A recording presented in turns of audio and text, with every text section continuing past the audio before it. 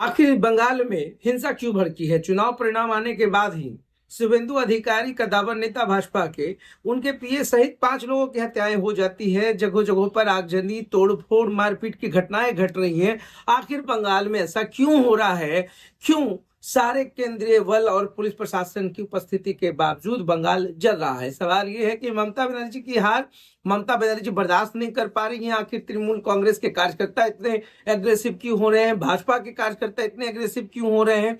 बंगाल वही बंगाल है जो कई दशकों से सीपीआई और तृणमूल कांग्रेस को देखती रही है।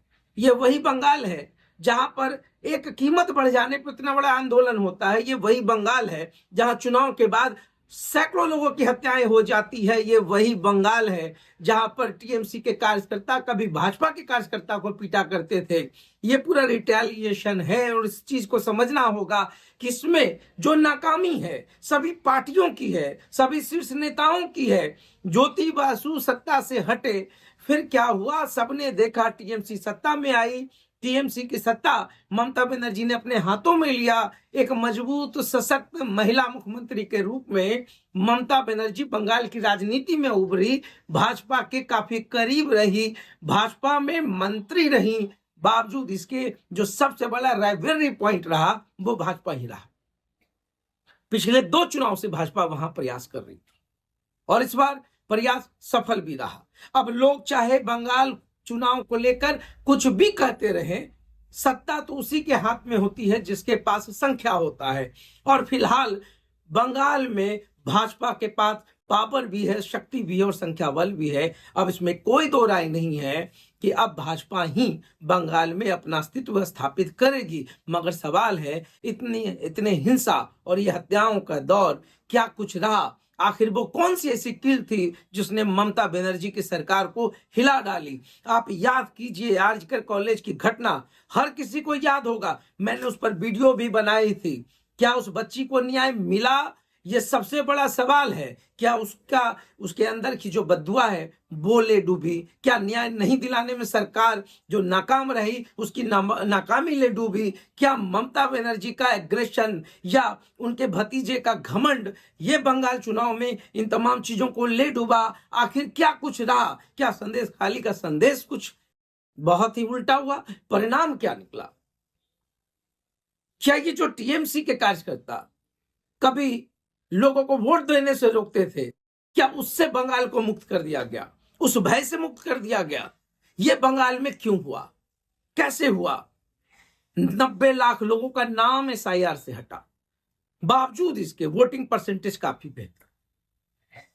ये वही वोटर्स हैं जो रो रहे हैं, बिलख रहे हैं कि पहले जब चुनाव जीत जाती थी टीएमसी की पार्टी तो फिर कैसे भाजपा कार्यकर्ताओं को या उनके सपोर्टर्स को दौड़ा दौड़ा कर पीटा जाता था। ये मैं नहीं कह रहा हूं, ऑन कैमरा बहुत लोगों ने कहा, मैं इसकी पुष्टि नहीं कर रहा हूं। मगर जो आंकड़े आए 2016, उसके बाद जितनी भी घटनाएं घटी बंगाल में, चुनाव के बाद हिंसा, सैकड़ों लोगों की हत्याएं, ये बंगाल ने देखा है। आज बंगाल में अगर हिंसा हो रही है, ये बवाल हो रहा है, तो इसको रोकने की जवाबदेही किसकी है? भाजपा बहुमत में आई है, भाजपा की सरकार बनने जा रही है, सेंट्रल डेप्यूटेशन है फोर्स का, सेंट्रल फोर्स का वहां पर प्रतिनियुक्ति है, ना जाने कितनी कंपनियां हैं, प्रशासन है। इन तमाम लोगों के बीच में जो सबसे बड़ी जवाबदेही होनी चाहिए थी, चाहे वो ममता बनर्जी हो, चाहे भाजपा के शुभेंदु अधिकारी हो या देश के प्रधानमंत्री हो, कोई भी हो, ये अकाउंटेबिलिटी सब कुछ सेट करना होगा, फिक्स करना होगा। सभी नेताओं को आगे आकर बोलना होगा, ये हिंसा रोकना होगा। बंगाल जल रहा है तो बंगाल की सिर्फ बंगाल के लोग नहीं जल रहे हैं, बंगाल का उसकी अपनी जो संस्कृति है, जो उसकी विरासत है, जिस चीज के लिए बंगाल जाना जाता था, जिस आंदोलन के लिए बंगाल जाना जाता था, आज वहां पर हिंसा है। इसको रोकना होगा, सभी को आगे आकर रोकना होगा। यह क्या है कि किसी की दिन दहाड़े आप हत्या कर दे? शुभेंदु अधिकारी का पीए गोलियों से भून डाला।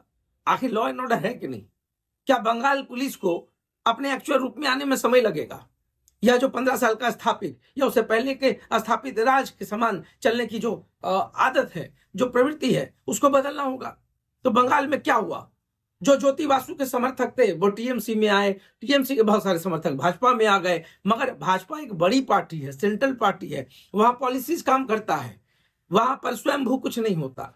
वहां पर जो सेंट्रल, जो उनकी अपनी कमेटी होती है, जो आलाकमान होते हैं, जो निर्णय होता है, फैसला होता है, वही मान्य होता है। आज भाजपा सत्ता में आई है, लड़कर आई, तमाम चीजें रही हैं।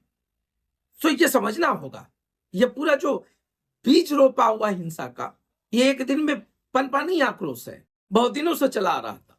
ये काउंटर पार्ट्स, मगर ये गलत है, बिल्कुल गलत है, निंदनीय है। किसी भी हाल में हिंसा को कोई स्पेस नहीं देना चाहिए। किसी का भी जान बहुत कीमती है। मगर मैंने फिर कहा है कि देखिए, कहीं ना कहीं कुछ ना कुछ ऐसी परिस्थितियां जरूर बनी जिससे नाराज ममता बनर्जी के भी समर्थक, मैं देख रहा हूं वीडियोज में, मैं देख रहा हूं बहुत जगहों पर, चाहे वो टीएमसी के कार्यालय को तोड़ा जा रहा हो, मगर यह घटना चक्र है, यह घटना चक्र चला है, यह घटना चक्र पहले का है, आज वर्तमान में वही घटना चक्र दौड़ रहा है। मगर इन सब के बीच में बंगाल जल रहा है। इस बंगाल के जलने को रोकना होगा और फिक्स करना होगा। सरकार बनाइए, मजबूती के साथ बनाइए, डेवलपमेंट की बात कीजिए। अब ये बदला लेने का समय नहीं है। बहुत बंगाल ने हिंसा देख लिया, बहुत सालों से देख रहा था बंगाल, मगर अब बंगाल को जलने से रोकना होगा। ममता बनर्जी लड़ी, मैं आज भी कहता हूं कि मजबूत महिला रही, बहुत बढ़िया, उनका जो नेतृत्व था बहुत बढ़िया था, मगर कहीं ना कहीं चूक तो हुई ना।